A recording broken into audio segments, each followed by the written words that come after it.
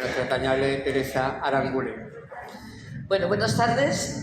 Se me oye bien, me imagino. Sí.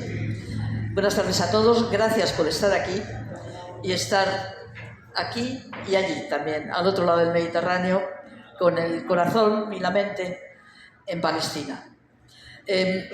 Yo voy a hablar también de dónde viene esto.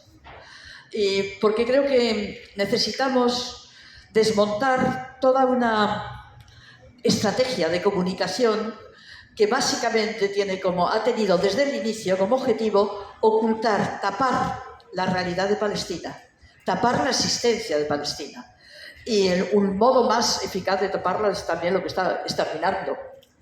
Pero hay también, a través del lenguaje, a través de la negación y a través de la manipulación informativa. Yo recuerdo, creo que llevaba como unos 10 días la ofensiva israelí en Gaza, una imagen que salió en las televisiones de un hombre. Oye, nos han castigado a estar aquí en estas sillas, esto es incomodísimo, ¿eh? Lo digo para la siguiente. No sé, yo me siento un poco una gallina aquí. Hombre, pero voy a estar yo aquí de privilegiada. Vale. Bueno, pues me bajo. Ahora me tendrán envidia. Uy, aquí esto es una maravilla, esto es otra cosa. Vale. Bueno, una imagen de un hombre todo cubierto de polvo, porque detrás estaban los escombros de los edificios que habían bombardeado, que se dirigía a cámara. Yo acciono mucho cuando hablo y allí no podía accionar, y ahora sí. Con los brazos así abiertos. Y decía a cámara: esto ya lo vivió mi abuelo.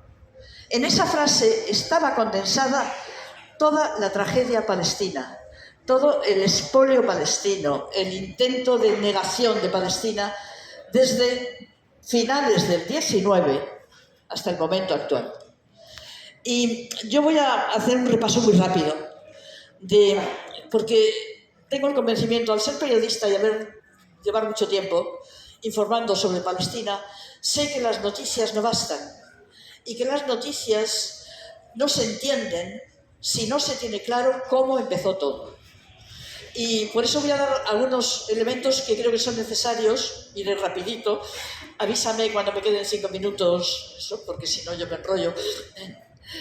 Para entender hasta qué punto todo se ha montado sobre una gran mentira y esa gran mentira ha seguido funcionando hasta ahora. Es decir, la percepción que tenemos en Occidente, ¿no?, en el mundo, de lo que ocurrió y de lo que ocurre en Palestina está básicamente tergiversada. Aunque es, al mismo tiempo, el conflicto o el tema que durante más tiempo, más continuadamente, ocupa los titulares de prensa. Pero eso no conlleva un conocimiento de la realidad de Palestina. Eso conlleva una percepción distorsionada de esa realidad. Y voy a empezar, como digo, por el comienzo.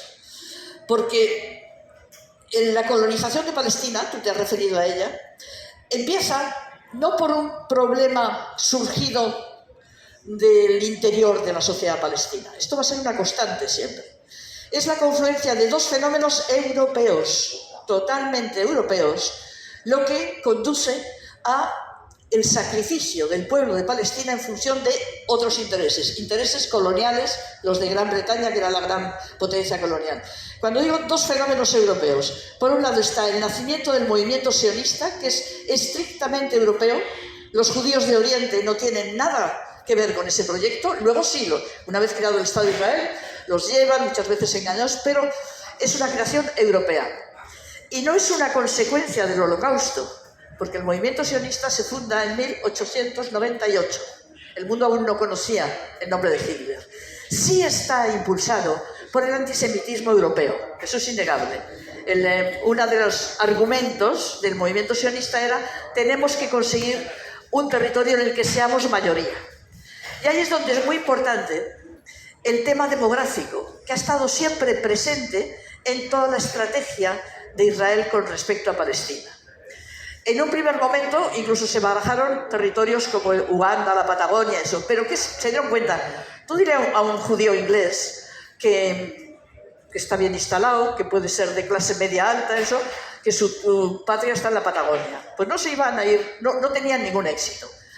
¿Por qué se recurrió a Palestina? Por el reclamo bíblico, el reclamo religioso, que siempre funciona.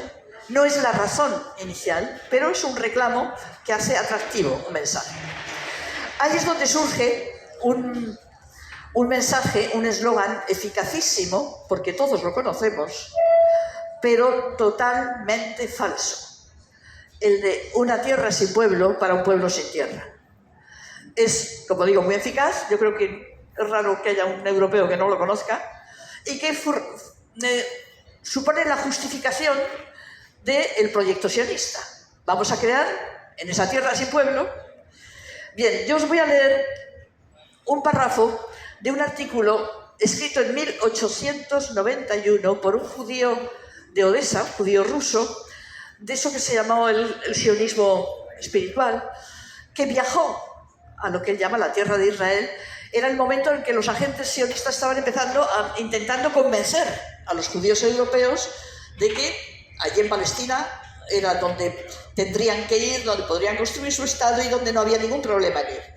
Este hombre, que se llamaba Asier Ginsberg, pero firmaba como Ezazam, decide ir a ver si es cierto eso. Y escribe después un ensayo que se llama Viaje a la tierra de Israel. Os voy a leer un párrafo. 1891. Tenemos la costumbre de creer, los que vivimos fuera de Israel, que allí la tierra es ahora completamente desértica, árida e incultivada, y que cualquiera que quiera adquirir tierras allí puede hacerlo sin ningún inconveniente. Pero la verdad es muy otra.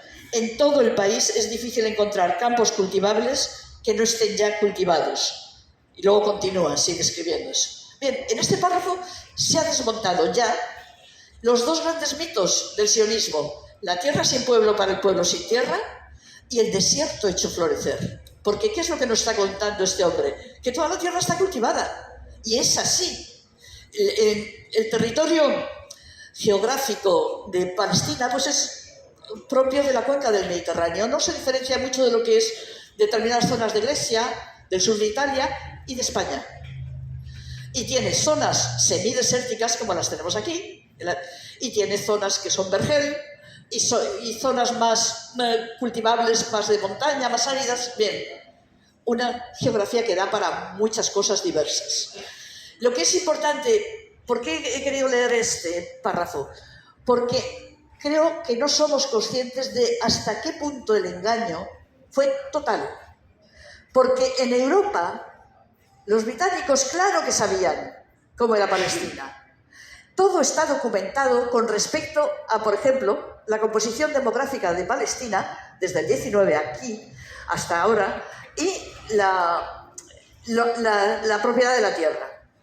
¿Por qué todo está documentado? Pues porque Palestina en el siglo XIX ya está el final de la Primera Guerra Mundial, que es con lo que está relacionado el tema, no con la Segunda, con la Primera, formaba parte del Imperio Otomano.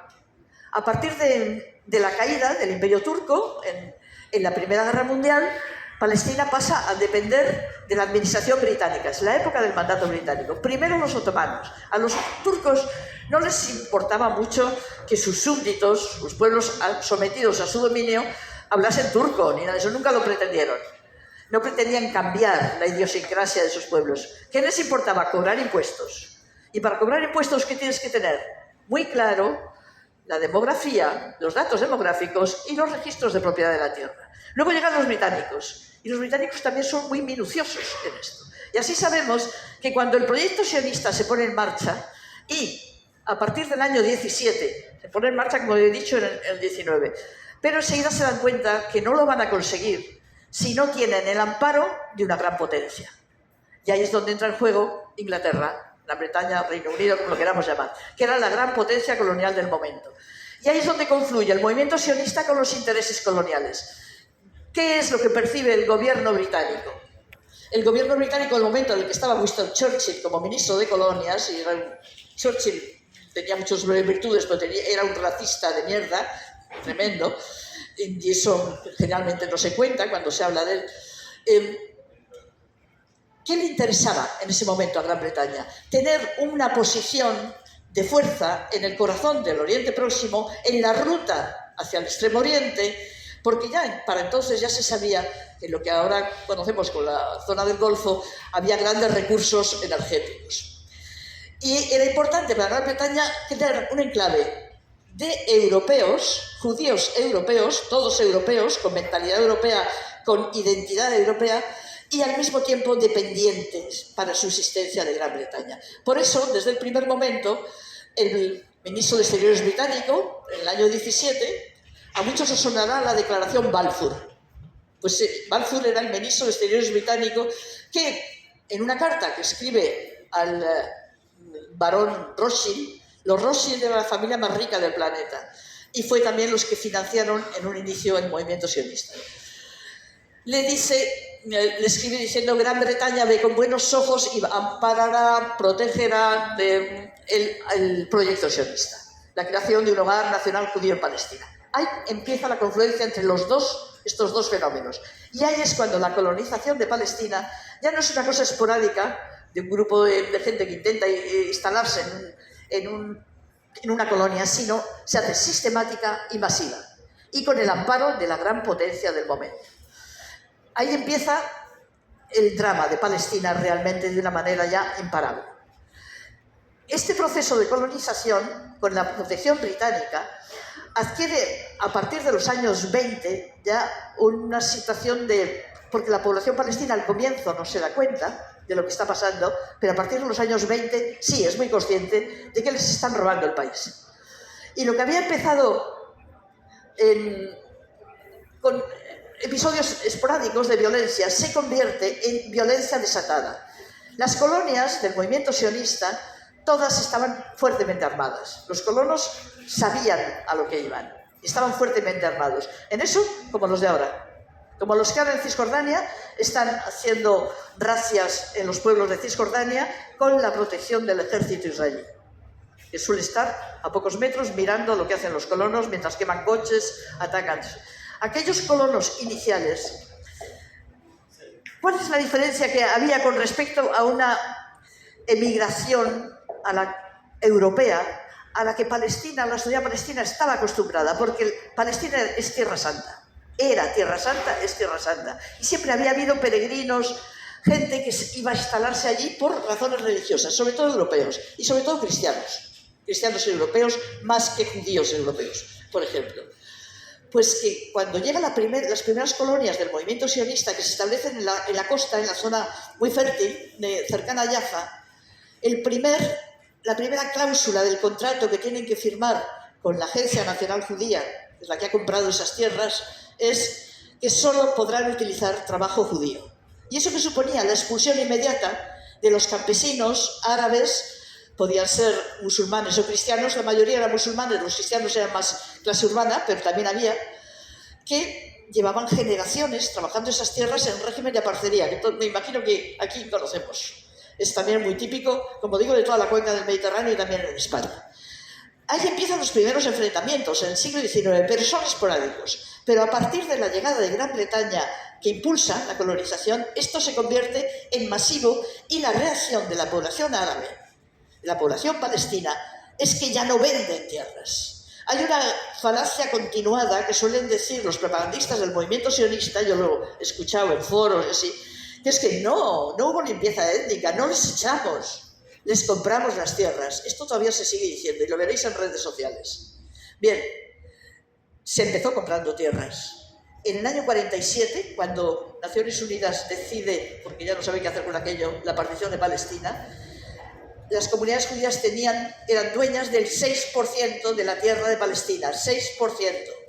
El 44% era propiedad privada árabe, el otro 40 y tantos % era propiedad comunal árabe. Eso al final de todo este proceso. Daros cuenta lo que significaba pretender crear un Estado judío en una población que más del 93% de la población era no judía. Y eso está en los censos de la administración británica. En el año 21, los británicos hacen un censo de la población y en ese momento era en torno a unos 1.200.000 habitantes, el 75% musulmanes, en torno a un 11% cristianos, en torno a un 7% judíos. Ahí es donde Gran Bretaña y el movimiento sionista pretenden crear el Estado judío. La necesidad de emplear la fuerza se vio desde el primer momento. Se sabía que la población no lo iba a aceptar fácilmente. Llegamos a un momento clave, que es el año 36, que se produce la gran revuelta contra la administración británica porque la población palestina se da cuenta de que le están robando la tierra. Esa revuelta, que en los libros de historia figura como la Gran Revuelta Árabe, dura como la Guerra Civil Española hasta el 39. 3 años de resistencia. Comienza con una huelga general de 6 meses de duración, que luego deriva en disturbios, enfrentamientos. La represión británica fue atroz. También porque es importante señalar esto, porque otro elemento de la propaganda sionista suele ser decir, bueno, sí, había gente en Palestina, pero no tenían conciencia de pueblo, ni de nación, no. ¿Os imagináis como todos aquí, que muchos de aquí tendréis experiencia sindicalista? No sé. La dificultad que es mantener durante 8 meses una huelga general que te paraliza el país. Eso requiere una sociedad con un mínimo de organización, con una coherencia interna, con unos vínculos de solidaridad, que contrasta con la percepción que el movimiento sionista consiguió, y no solo el movimiento sionista, sino la mentalidad colonial de Occidente, hacer penetrar en la opinión pública occidental, que es la de que Palestina era una zona semidesértica por la que de vez en cuando pasaba un árabe a camello. Esa es la percepción, la imagen que se tiene, y es totalmente falsa. La sociedad palestina de los años 20, había más periódicos en Palestina que en España en esos años. Tenía un grado de desarrollo, pues se quiere, inferior a las otras zonas de Europa, pero era una sociedad diversa, en desarrollo, donde había ricos, pobres, comerciantes, poetas, hombres de negocios, gente muy rica también, que también fueron expulsados. Hay que decirlo, no es un tema de pobres contra ricos, el de Palestina, es nacional. Es toda la población de Palestina la que fue sacrificada, incluidos los ricos. Aunque los ricos no terminaron en campos de refugiados, sino viviendo en París o en Beirut. Pero eso también es un elemento característico del tema palestino. Cuando termina esta primera intifada palestina, en el año 39, los británicos se dan cuenta de que no pueden, por la fuerza, imponer lo suyo. Y admiten algunas de las reclamaciones del Comité Árabe, del Comité Palestino. Entre ellas, la más importante, que en el plazo de 10 años habría un referéndum de autodeterminación en Palestina que decidiría qué tipo de gobierno tendría. Un referéndum de autodeterminación significaba el final del proyecto sionista. En ese momento, pese a la emigración sistemática bajo amparo británico, la población judía de Palestina en el año 47 no llegaba escasamente, en el año 39 no llegaba, en el 47 sí, a ser 1/3 de la población total de Palestina. Y en ese año 47, entre medias, del 39 al 47, ¿qué se produce? Que una parte del movimiento sionista, la parte que se llaman los revisionistas, pero en este caso revisionista no quiere decir más moderado, sino más extremo, se lanza contra los británicos, porque ven que esas concesiones suponen el fin del proyecto sionista, y lanzan una oleada de atentados terroristas contra la administración británica. El más letal de todos, en el año 46, fue la voladura del Hotel King David, en Jerusalén, que era la sede de la administración británica. Murieron 91 empleados del gobierno británico. A partir de ahí, Gran Bretaña hace como Pilatos, se lava las manos y dice: no puedo con este tema, renuncia al mandato y lo deja en manos de la recién creada Naciones Unidas. No sé cómo voy de tiempo, yo voy a toda leche, pero... bueno, vale. Lo deja en manos de Naciones Unidas, que está recién creada. Estamos en el año 47. De ahí que el día 29 de noviembre de 1947 es cuando se reúne la Asamblea General y es el día que Naciones Unidas ha declarado Día de Solidaridad con el pueblo palestino, internacionalmente. ¿Por qué? Porque ese día fue en el que la Asamblea General de Naciones Unidas se reunió para aprobar la resolución de partición de Palestina, que consiste en dividir el territorio de Palestina en un Estado árabe y un Estado judío. El Estado judío era el 56% del territorio, el Estado árabe era en torno al 43%, y luego la zona de Jerusalén quedaba bajo un estatus especial internacional. En ese momento, según las actas de Naciones Unidas, la población de Palestina ya llegaba a 1.300.000, más o menos, y la población judía de Palestina llegaba a ser 1/3 de la población. El resto era población árabe, musulmanes y cristianos, y la propiedad de la tierra, que es el elemento básico, es que creo que os lo he dicho antes, pero en fin, lo repito, 6% propiedad judía, el resto propiedad árabe, musulmanes, cristianos, etc. ¿Esto qué supuso? Esto fue el germen de la limpieza étnica.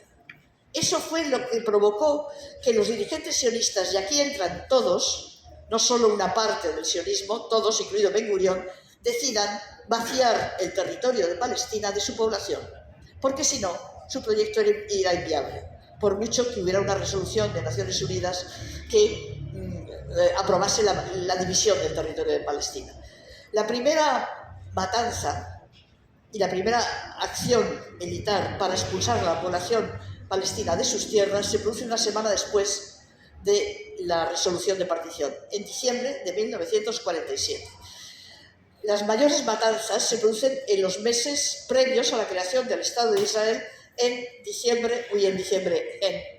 el año 47 y 48. El Estado de Israel se proclama el 15 de mayo de 1948. Os voy a leer, a ver si... La descripción, una de las matanzas más conocidas, no porque fuese la más letal, pero sí porque se utilizó como propaganda y como elemento de terror para aterrorizar a la población, fue la matanza de Deir Yassin. Deir Yassin es una aldea cercana a Jerusalén, ya no existe, en la que el 9 de abril, todavía no existía el Estado judío, de 1948, entraron las milicias del Irgun, uno de los grupos más extremos del movimiento sionista. Por cierto, el actual gobierno israelí es heredero de estos grupos, directo, filosóficamente y políticamente. Son los herederos ideológicamente de gente como los de Irgun. El grupo Irgun, yo tenía unas gafas, ¿qué he hecho por ellas? Las he metido en el bolso, sí. Por Dios. 5 minutos, vale, con 5 minutos, bueno, si no, ahora no sé dónde las he metido. Sí, señora, gracias. Bueno, yo es que me traigo unos líos con las gafas. Vale. Este pueblo de Deir Yassin fue asaltado el 9 de abril, como os digo, y la primera persona que llegó al lugar, mientras todavía estaban las tropas del Irgun allí, fue el delegado de Cruz Roja.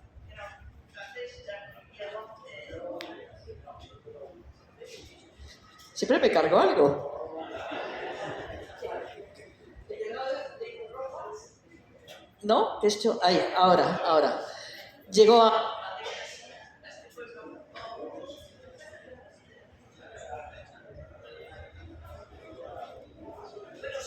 Suele oír, ¿eh? Puedo alzar la voz. ¿Se me oye, no? Sí, se me oye. Vale. Es que conviene ver esto.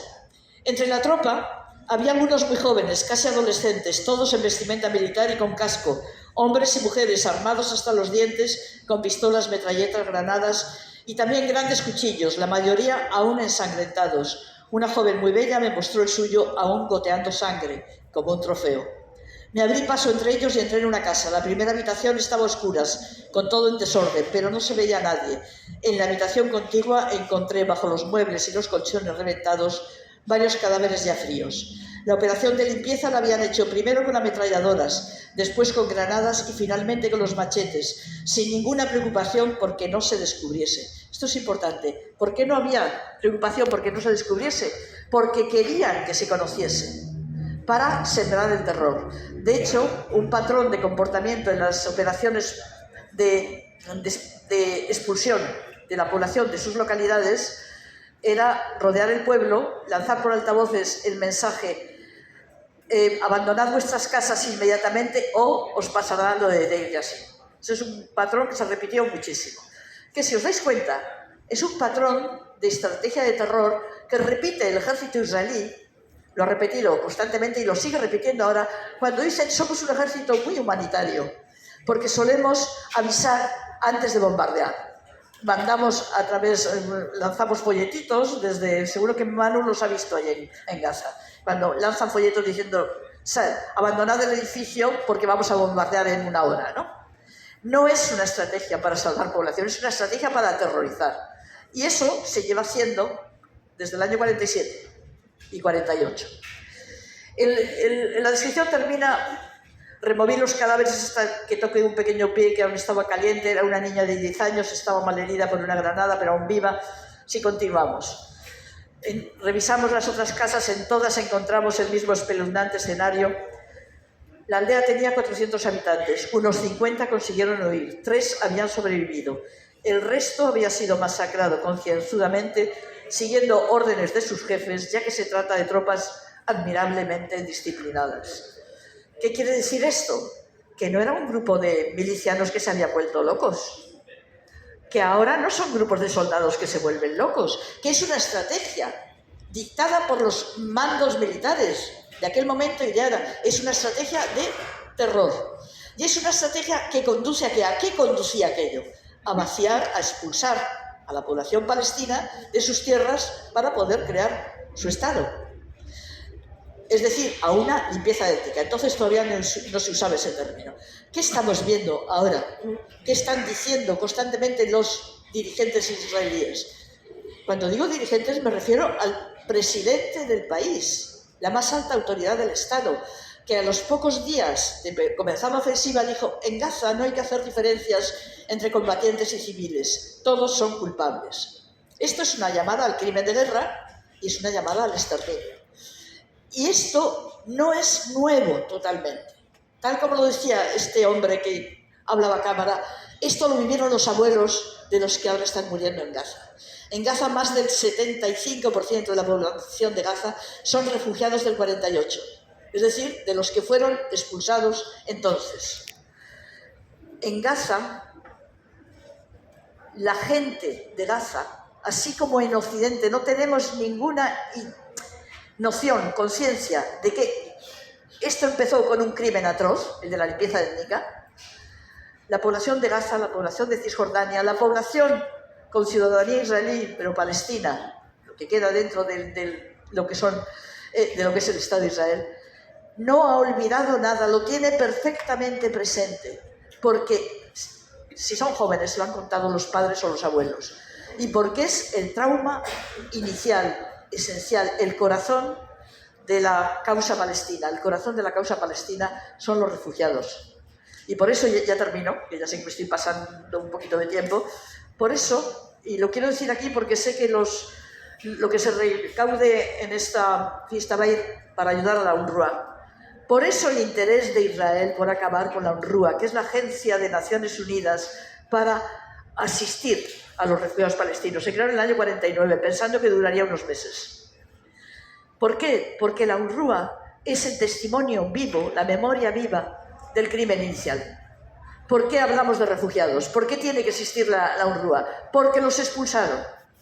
Y por mucho que todos los gobiernos israelíes, uno detrás de otro, siempre han negado su responsabilidad en el tema, dice, e incluso han negado la existencia de los refugiados, ahí están, y son la conciencia palestina. Bueno, ya.